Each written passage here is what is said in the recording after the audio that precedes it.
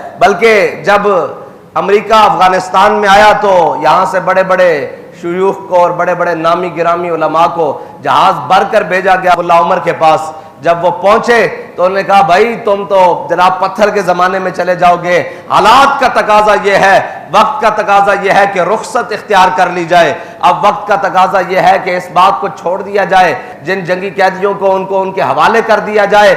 सारी बातें कहते हैं कि जोर से असर तक और असर से मगरिब तक वो खामोश होकर सुनता रहा, दलीलें देते रहे, सारी बातें करते रहे, वो खामोश होकर सुनता रहा। जब आखिरी बात उन्होंने कहा अब आप भी तो कुछ बोले, जब यहाँ के सारे उलमा ने कहा कि अब आप भी तो कुछ बोले, हम आपसे सुनना चाहते हैं, तो उसने सिर्फ इतनी बात की, उसने कहा तुम्हारी नजर असबाब पर है, मेरी नजर मुसब्बिब पर है। उन्होंने कहा असबाब ये कहते हैं, इस जंग में नहीं अपने आप को डालना चाहिए और मुझे सारी बातें जनाब मानकर सर झुका लेना चाहिए। उसने कहा लेकिन जब मैं मुसब्बिब पर नजर बांटता हूं तो वो कहता है वमन यतवक्कल अलल्लाह फहुवा हस्बुह। उसने कहा जब मैं मुसब्बिब की तरफ देखता हूं तो वो ये कहता है कि वो बंदा है जरा खड़ा तरह अल्लाह को पामर्दी है, मोमिन पे भरोसा।